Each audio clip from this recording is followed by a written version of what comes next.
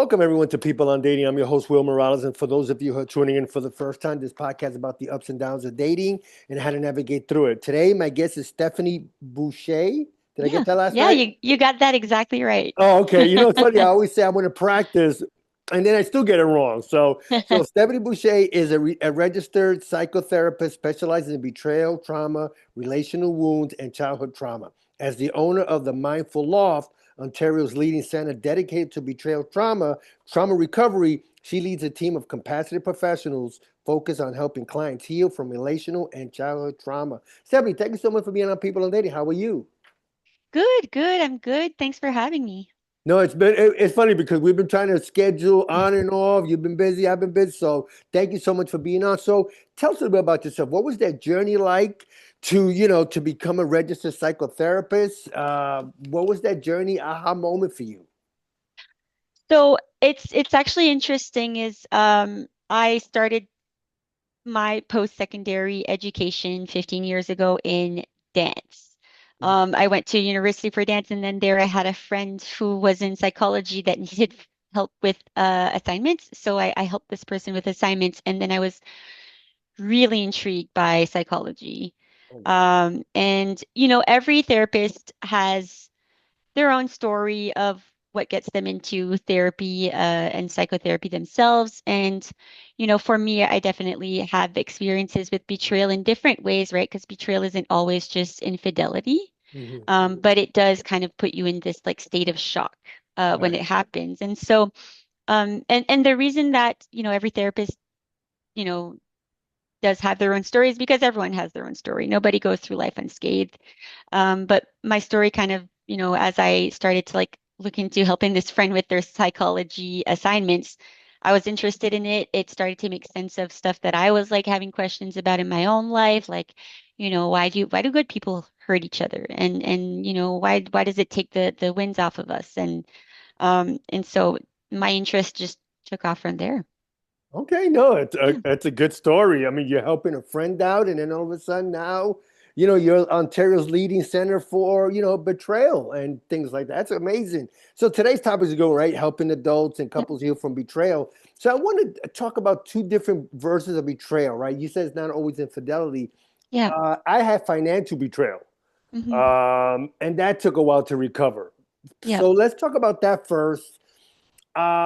When you have a partner, whether it's a business partner or a girlfriend or a wife, Hmm. and that turns out to be not infidelity but a financial betrayal. I saw a story once, Stephanie, where a woman was married and she saved almost 50,000. uh didn't tell her husband. Again, I don't know if this is true. I mean, I don't know what to believe now with these It's a stories. situation that sounds real and that's good enough. Yeah. So Yeah. anyway, so he found out about it.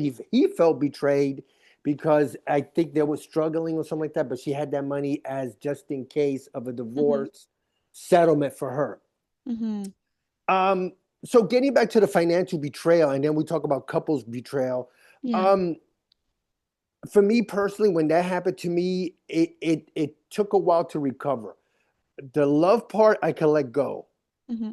The part of the financial betrayal where we were supposed to be partners, that one took a while to recover because we were supposed to be business partners, but we split the profits, but the bills all fell on me. So Hmm. again, how does anybody recover from financial betrayal? Because now you have to like pretty much almost start all over financially, and you're in debt and things like that, and slowly but surely you're trying to creep out. Uh, to me, that again, that one took a while to recover. Well, the thing with that's interesting with financial betrayal is there's almost this undeniable there's a tangible cost, Yeah, right? Like you see the cost, whereas when we talk about love betrayal and emotional betrayal, the cost is more kind of internally, like it's under the table. And so with the financial betrayal, you have both. You have right in front of your eyes the financial cost yeah. that it will do to you, but then also um it with all betrayal is it shakes up your reality. Mhm. of what you thought was the layout of, like, say, of this business partnership, right? Because without these pieces of information and without knowing the layout, you're living in a different reality than when it is. And so what it does to a lot of people is the biggest wound of betrayal for any type of betrayal is it makes you question your own judgment. How could I have not seen it? How Mm. could I have not seen that this was going to be the type of person this was going to be? And that makes betrayal like the heavy part of it. And then on to top it off, right, with the financial betrayal in it, you're left with having to pick up the pieces literally and economically. And so it sounds like for your situation that you probably in tandem had to deal with, on one hand, kind of that emotional, psychological shock, Yeah. and on the other hand, in that state of shock, have to clean up the mess. Yeah. Um, I think you hit it right. No, you hit it on the head. mm, I think to be true, the romance that wasn't there, that I could let go. To be mhm. honest with you, and I'm being honest Yep, as God is my witness, the universe yep, is my. The financial betrayal, like I said, and I keep on going to that one took a hmm while because hmm again, we were supposed to. Now I take blame, Stephanie, and not to say the other person wasn't at fault, but I take mostly blame because I could have controlled it. mm, But I just want people to know, especially your audience and my audience, that it yeah, happened. Let's not dwell on it. I did, but I started working my way out of it. hmm And so I just want our audience to know that it's possible and not to, you take a step back, you analyze what you did wrong, and like you mentioned, hey, this could have been avoided. yeah, What didn't I see? yeah, Um, so for those that are in a relationship, Stephanie, with hmm someone that might be expecting financial support from a partner, and they feel that's all the relationship is, hmm how do you navigate that and not feel like you're being taken advantage of? If my question made sense at all. Well, so let me just clarify. So if someone is kind of suspecting they're being taken advantage of and they're not sure. uh, yeah, they're not sure. Mm, They feel it, but they're not hmm sure because the other person's always asking for a certain amount of money to take care of this, to take care of Yeah, that, and not helping financial wise. And you're yeah, supposed to be partners, whether you're boyfriend, girlfriend, whatever. yeah. Uh, how do you deal with that? Again, if my question made any sense at all. It does, it does. And obviously, and communication is the best way, but I do like to talk about vulnerable communication, right? Because there's Mhm, communication about like logistics of like, being clear about this, and that. mhm, But vulnerable communication is showing what life is like in your shoes. mhm, And so, a conversation could look like when I notice you kind of lean to me to cover the bill all the time, it's confusing me a little bit. Can you tell me what that's about? mhm, And it's just putting in the clear what is foggy. And you might or may not have someone that's forthcoming with their answer, right? It could be like, "Oh, I thought that you were okay with that." Well, I am, but I just want to make sure that it's like coming from the right place, or just, what, like you're not seeing anything, like you're lying. And so these are messages that you get to take in and know how you want to move next, right? And so if I open up the conversation and don't feel good about it, that is something that I need to reflect on. Or if I open the conversation and it does give me some relief, then I can move forward. And so communication and checking in on how that feels in your gut is how you navigate these. There is zero way to bulletproof yourself from betrayal, No, because the I nature of agree. betrayal is it takes you by the surprise. Yeah. Okay. No, I love that. Let's talk about now infidelity or other Hmm types of betrayals besides financials. Um, I can never say if I ever been cheated on. I know I haven't done that because I always been a one woman man. That's just how I was built.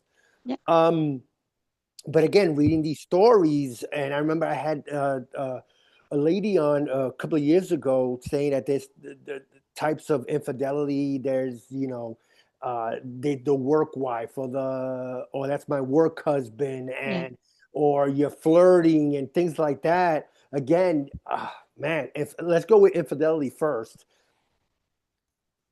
I can't. Me personally, I don't know if I could forgive someone. Hmm. Why? But again, I know you're gonna say communication. I agree. Hmm. If a person's working too much or not, or they're not home enough, and then the other Yep. person strays, again, it's still betrayal in my eyes. And go ahead, Steph. I mean, Yeah, because I'm gonna, I yeah, got because you. you're the pro. You're the pro. I got you. So, I mean, a first thing before like kind of even entering the topic of betrayal is um whether exclusively discussed, which I always think like open conversations better, or not exclusively discussed. Mhm. People know what crosses the line, and that's different for every household. So, for example, um, some households think it's hilarious to have a work wife, and like they're totally okay with that, but in other ones, like that wouldn't fly. Right. Another thing is, and I want to be careful when I say this, but like some people are really okay if their partner watches pornographic material, and other people see it as a betrayal. Yeah. And it doesn't matter what anyone thinks of it as long as it's understood between that specific couple what consists of betrayal or not, right? Is dancing with someone else for fun considered betrayal? Some might think like, oh, that's not a big deal, and some might think it is a big deal. Right. And so there is an understood place where in each household there's kind of this standard. And oftentimes we kind of know it without talking about it, but it's always better to like be really clear about like what crosses my line and what crosses someone else's line.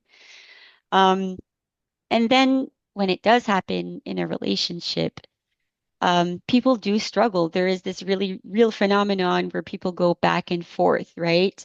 They go from one end of being like angry and I'm leaving, and then or go swing back to like, no, I'm not leaving. I'm going to stay. I'm going to work out. It's not that bad. And that is like kind of this phenomenon that happens when people experience betrayal. And what I would say is, while that shock is happening, I wouldn't even make a choice in that state. I would just work on steadying myself Okay. um, because betrayal shakes your reality. A lot of people have to kind of think back, the past year if they found out like that there are relationships that your partner had that you weren't even aware of. So now I think about like, oh, what about that anniversary? Was he thinking about this person? And Mhm. when I had a great time in that anniversary dinner. And so people are kind of really shaken by the time they spent living a life that had a part of it they weren't aware of. Um, the best advice I could give to that is to find what is kind of giving you solid ground. So, if I always say betrayal is kind of like a boat in like a, heavy waters that has lost, it's like railing around it. Mhm. And so you have to kind of grab a rope or something to steady yourself. And that can be like just like a friend that like has never, you've never doubted, right? To spend time with a friend that like is like helps you ground yourself, or doing something that like you enjoy that just makes you feel like yourself while the waters are shaky.